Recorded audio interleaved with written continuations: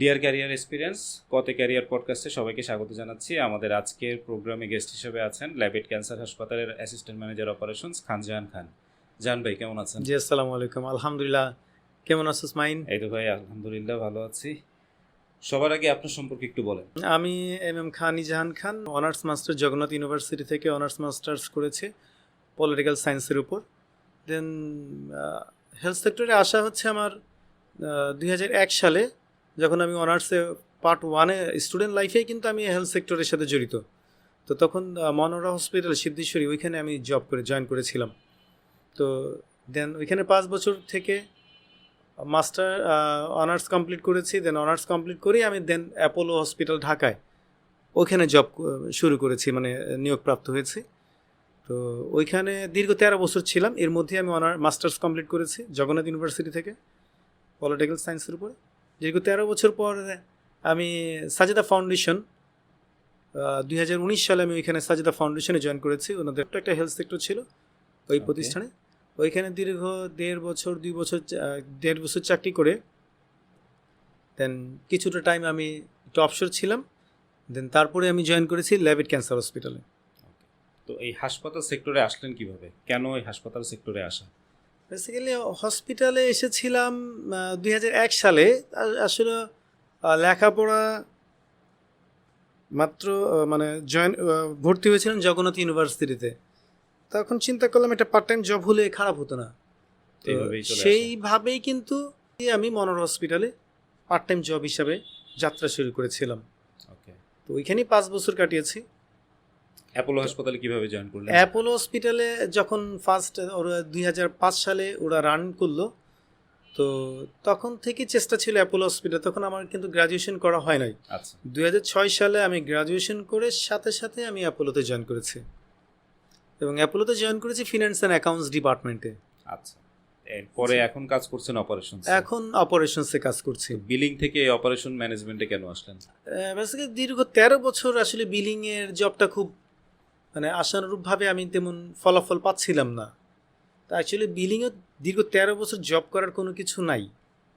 আমার কাছে মনে হচ্ছে যে একটা বিলিং ডিপার্টমেন্টে সর্বোচ্চ মানে ফ্রন্ট লাইনার 3-4 বছরের জব, এখানে কিন্তু লং টাইম স্টে করাটা ঠিক না।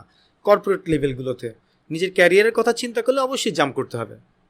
ফ্রেশারদের কি এই হেলথ সেক্টরে আসার জন্য কোনো স্পেসিফিক পড়াশোনা করে আসার প্রয়োজন আছে, নাকি যে কেউ আসতে পারে? ফ্রেশারদের জন্য এখানে স্পেসিফিকভাবে পড়ালেখার কোনো দরকার নেই, মানে গ্রাজুয়েশন হলেই হয়। গ্রাজুয়েশন করলেই হয়, এবং উনি যদি যোগ্যতা থাকে ওনার, অবশ্যই এই সেক্টরে তার হিউজ অপরচুনিটি থাকে এবং সে কাজ করতে পারে, সুযোগ থাকে। অপারেশন ম্যানেজারের বা অপারেশনস ডিপার্টমেন্টে যিনি কাজ করছে, একটু অ্যাসিস্ট্যান্ট ম্যানেজার বা ম্যানেজার পজিশনে, তার কম্পিউটারে কি কি স্কিল থাকতে হয়?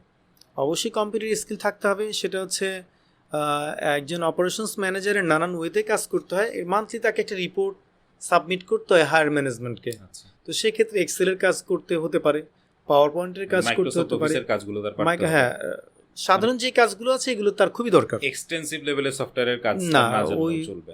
আর যেহেতু একটা কর্পোরেট লেভেল হাসপাতালগুলো সফটওয়্যার বেসড সফটওয়্যার থাকে। হ্যাঁ, আমার শুধু কিছু রিপোর্টিং এর কাজ আছে, যেটা কিনা ওই যতটুকু জানার দরকার ততটুকুই, মানে ওই জিনিসটা যেন অ্যাডপ্ট করতে পারে। জি। তো ম্যানেজমেন্ট পড়ে আসলে কি হাসপাতালের অপারেশনসে কাজ করতে গিয়ে কোনো এক্সট্রা বেনিফিট পাওয়া যায়, বা 2 বছর অন্য কোনো হাসপাতালে চাকরি করে আসলে? যদি এক্সপেরিয়েন্স থাকে তো অবশ্যই বেনিফিটেড পাওয়া যায়। আর হসপিটালে চাকরি করতে হলে ম্যানেজমেন্টে লেখাপড়া করলে কিন্তু ম্যানেজমেন্টের জন্য আলাদা ডিপার্টমেন্টও আছে। একটা হাসপাতাল কিন্তু প্রত্যেকটা ডিপার্টমেন্টের লোক প্রয়োজন হয়। যেমন হচ্ছে যারা ডক্টরদের লাইন, যারা টেকনিক্যাল লাইনে আছেন, টেকনোলজিস্ট, এক্স-রে, বায়োমেডিক্যাল, ইঞ্জিনিয়ারিং, প্রত্যেকটা ডিপার্টমেন্ট অনুযায়ী লেখাপড়া যারা যেই লাইনে পড়ালেখা করেছে তারা ওই লাইনে কিন্তু এখানে জব করতে পারবে। আপনি ওদিকে দেখেন হসপিটালিটি, যারা হসপিটালিটি লাইনে লেখাপড়া করেছে তারা কিন্তু আগে মানুষ মনে করতো হসপিটালিটি মানে হোটেল, রাইট। কিন্তু অ্যাকচুয়ালি এখন কিন্তু আর ওইটা নাই। হসপিটালিটি মানেও কিন্তু হাসপাতালও হতে পারে। হাসপাতালে ইউজ অপরচুনিটি আছে হসপিটালিটি পিপলদের জন্য, যারা হোটেল লাইনে, যারা যারা হোটেলে চাকরি করে তাদের জন্য কিন্তু হসপিটালেও কিন্তু অনেক বড় অপরচুনিটি আছে। কেউ যদি 4-5 বছর অন্য সেক্টরে কাজ করে ফেলছে, এখন চিন্তা করছে যে হেলথ সেক্টরে আসতে চায়, সে কি আসতে পারবে? এখন অনেক সময় আমাদের কর্পোরেট লেভেল হসপিটালগুলোতে কি হচ্ছে, হয় ফ্রেশার নিচ্ছে অথবা আর নাহলে এক্সপিরিয়েন্স experienced। পিপল নিচ্ছে। ফার্স্টলি তারা হচ্ছে এক্সপিরিয়েন্স পিপলকেই হায়ার করে, ওকে। কারণ আমার একটা হাসপাতালকে রান করতে হলে অবশ্যই আমার এক্সপিরিয়েন্স পিপলকে দরকার। যখন এক্সপিরিয়েন্স পিপলকে দরকার হবে, দেন তারপরে লাইনটা হচ্ছে যখন হাসপাতালটা একটু স্মুথলি রান করা শিখবে, তখন কিন্তু আমার ফ্রেশার দিয়ে একজন ছেলেকে নিলেও কিন্তু আমরা হসপিটালকে স্মুথলি রান করতে পারবো। এই ফ্রেশারদেরকে নিয়েও কিন্তু আমরা ট্রেন করে চলতে পারবো। তবে প্রথম ফোকাস থাকতে হবে আমার এক্সপিরিয়েন্স পিপল দরকার একটা হাসপাতাল পরিচালনা করার জন্য, অবশ্যই। নট ফ্রেশ দিয়ে হাসপাতাল কিন্তু চলবে না। এমনি হেলথ কেয়ার সেক্টরে বেতন, অন্যান্য সুযোগ সুবিধা কেমন? প্রভিডেন্ট ফান্ড আছে কিনা বা এই ধরনের? আমাদের এই হাসপাতালগুলোতে প্রভিডেন্ট ফান্ড খুব কম হসপিটালগুলোতেই কিন্তু রান করেছে, খুবই কম হসপিটালগুলোতে। এই জায়গাতে হিউজ ডেভেলপ করার দরকার ম্যানেজমেন্টের, যে আমাদের প্রভিডেন্ট ফান্ড থাকতে হবে। কারণ স্টাফ স্যাটিসফ্যাকশন থাকলে আপনি আউটকামিংটা ভালো থাকবেন, আপনার স্টাফ স্যাটিসফ্যাকশন থাকবে, আপনি সার্ভিস ভালো দিতে পারবেন।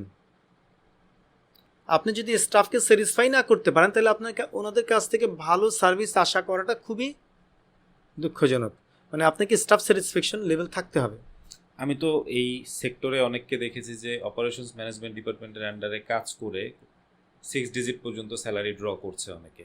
তো হেলথ কেয়ার সেক্টরে এই জিনিসটা কি সম্ভব? অবশ্যই সম্ভব। হেলথ সেক্টরে গুলোতে, হেলথ সেক্টর ইন্ডাস্ট্রিতে দক্ষ লোকের সংখ্যাটা খুবই কম। ওকে। বিকজ যারা ট্যালেন্টেড তারা কিন্তু হেলথ সেক্টরগুলোতে আসতে চাচ্ছে না।